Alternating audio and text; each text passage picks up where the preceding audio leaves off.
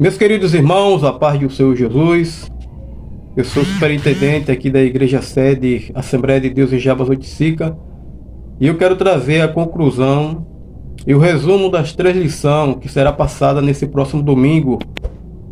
A lição de adolescente, a lição de jovem e a lição de adulto. É bem verdade, queridos irmãos, que é um assunto que ele chama muita atenção de todos aqueles que lê e meditam na palavra de Deus e todos aqueles que são amantes da escola bíblica dominical. Quero trazer aqui uma pequena síntese em relação à lição de adolescente. Depois trarei também mais uma pequena síntese em relação à lição de jovem. E por fim, eu vou concluir trazendo a síntese, um pequeno resumo da lição de adulto. É bem verdade, meus queridos irmãos, que a lição de adolescente, ela, para essa segunda aula, que nós vamos estudar nesse próximo domingo, nos traz um assunto de suma importância para você que é adolescente. É bem verdade que quem lê a Bíblia e quem lê a lição, essa segunda lição que vocês vão estudar é uma lição de suma importância para você aprender a palavra de Deus. O tema que vocês vão abordar é uma história de oração. E é bem verdade que quando a gente fala da oração, nós estamos falando daquilo que é a chave da vitória. É bem verdade que quando nós falamos da oração, a Bíblia Sagrada nos mostra lá nos Evangelhos, Mateus, Marcos, Lucas e João. Entre esses 4 evangelhos, existe um que ele se dedicou mais a trazer a oração para aqueles que estavam e para aqueles que são leitores. É bem verdade que o livro de Mateus fala de oração, o livro de Marcos fala de oração, o livro de João fala de oração, mas o livro de Lucas é o livro que mais fala e o que mais dá ênfase à oração. Se muitas pessoas parassem para entender, ele ia chegar a um denominador comum e ia entender o que seria a oração. Qual seria a importância da oração? É bem verdade que a oração, ela traz para nós fortalecimento, ela nos amplia, ela nos abre esse horizonte. É através da oração que nós podemos estar de pé e estar firme com Jesus. Eu conheço um irmão que ele não entendia qual era o significado e a importância da oração. E uma certa feita ele estava trabalhando na sua empresa e ele disse para mim: olha, Silvio, me deu vontade de orar. Eu dobrei o meu joelho e comecei a orar ao Senhor e clamar a Deus para que Deus ouvisse as minhas orações. E ele não sabia, mas as câmeras estavam filmando ele. E no outro dia, o gerente, o responsável da empresa chamou ele e o demitiu. Por quê? Porque ele fez algo que não poderia ser feito exatamente no seu horário de trabalho. Então, quando ele estava trabalhando, ele poderia ter orado de outras formas, mas ele preferiu ficar de joelho, dobrar o joelho e orar em frente às câmeras. Então, por esse motivo, ele ficou desempregado. Mas por quê? Porque ele não sabia a importância da oração. É bem verdade, meus irmãos, que a oração ela pode ser facultativa à vida de cada um de nós no momento que você mais precisar. Qual é a forma de se orar? Eu queria dizer para você que você pode orar em qualquer lugar e você também pode orar em qualquer posição. Eu vou citar alguns exemplos bíblicos. Você pode orar na beira do rio. João Batista orou dizendo assim: esse é o Cordeiro de Deus que tira o pecado do mundo. João Batista estava batizando as pessoas com arrependimento de pecado e Jesus se dirigia para ser batizado por ele. Não porque Jesus estava em pecado, que Jesus ele não pecou, Jesus sempre foi justo, sempre foi santo, mas a questão de mostrar ao povo um exemplo de vida, de mudança que deveria ser tomada. É bem verdade que você pode orar na cama deitado. Ezequias estava na cama, estava enfermo, à beira da morte, e ele pediu perdão a Deus, orou a Deus, e Deus acrescentou a ele mais 15 anos de vida. É bem verdade que você também pode orar dentro do ventre de um peixe. Jonas estava no ventre do peixe e ele orou a Deus, pediu para que Deus tivesse misericórdia da sua vida, e Deus teve misericórdia da sua vida, e Deus fez com que o peixe levasse e o vomitasse na beira da praia. Você pode orar pendurado numa cruz. O ladrão na cruz, ele disse: Senhor, lembra de mim quando entrar no teu reino.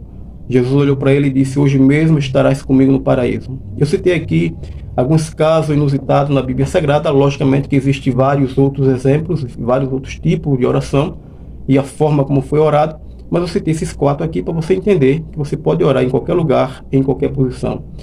Uma certa criança era um engraxate e ela engraxava os pés, os sapatos das pessoas.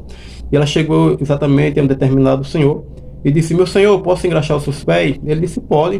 Ele assentou na cadeira e a criança dobrou o joelho e começou a engraxar o sapato daquele senhor.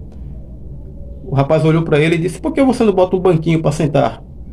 Ou você fica de cócora? A criança olhou para o rapaz e disse: porque de joelho é melhor. Então aqui abre um parêntese para você entender que você pode orar de qualquer forma, em qualquer situação da sua vida. Agora entenda uma coisa: de joelho é melhor, porque de joelho traz a humilhação. De joelho é a forma como você se expressa diante do seu mestre, diante do seu Senhor. Então, todos vocês que são cristãos entendam que a maior forma de se orar a Deus é com os joelhos dobrados, orando ao Senhor. Quando Jesus fez a oração do Pai Nosso, ele fez aqui uma oração de ensinamento. Eu quero deixar bem claro aqui para vocês que estão me ouvindo, que não é para você copiar esse tipo de oração que Jesus fez. No livro de Mateus, capítulo 6. A oração que Jesus fez foi uma oração de modelo. Ou seja, é uma oração para ser copiada não do mesmo jeito que Jesus fez, mas é para ser copiada do jeito que ele ensinou. Porque se você orar: Pai nosso que estás no céu, santificado seja o teu nome, venha a nós o vosso reino, seja feita a tua vontade, assim na terra como no céu, você vai expressar as palavras que Jesus expressou. Por esse motivo, vai passar de uma oração para uma reza. Por quê?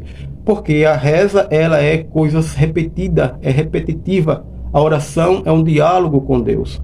Então Jesus deu um exemplo que você deveria orar desse jeito. Dessa forma, você vai pegar como forma de modelo e você vai expressar o seu sentimento diante do Senhor.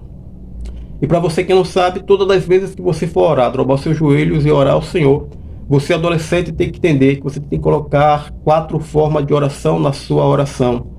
Essa oração ela tem que ser exercida por você cada vez que você dobrar o seu joelho para orar a Deus. Primeira oração, você tem que fazer uma oração onde Deus esteja pronto para ouvir e para receber essa tua oração. A oração que você tem que fazer é uma oração de súplica. Quando você dobra o seu joelho, você ora suplicando a Deus para que Deus escute aquilo que você está pedindo. Você conversa, você dialoga com Deus. Em segunda forma, você aplica uma oração de gratidão. É quando você está agradecendo a Deus por tudo aquilo que Deus te deu, por tudo aquilo que Deus tem feito na tua vida. Em terceiro, você coloca uma forma de adoração. Você ora a Deus adorando, dizendo que Ele é santo, que Ele é poderoso, que Ele é majestoso, dizendo tudo o que Ele é, que Ele é um Deus onisciente, onipresente, onipotente. Então você faz essa oração. E por último e quarto, você faz a oração de intercessão. Você ora agradecendo a Deus e intercede pelos seus irmãos, intercede pelos governantes, intercede por todos aqueles que estão ao seu lado e todos aqueles também que são seus inimigos, porque Jesus disse que você deveria orar pelos aqueles que são seus inimigos e aqueles que te perseguem.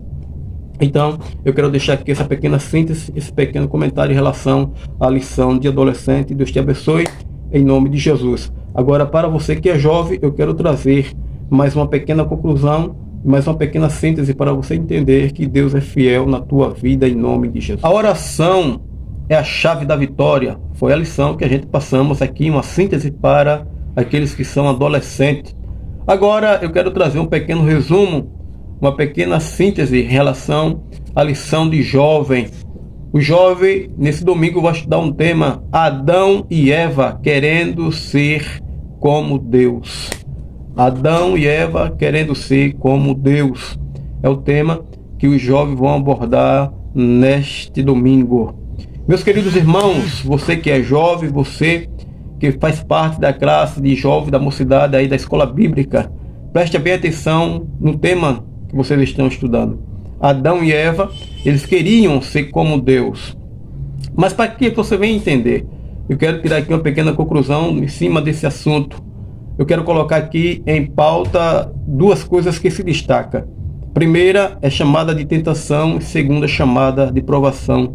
Aonde está a diferença? Qual é a diferença de tentação para provação?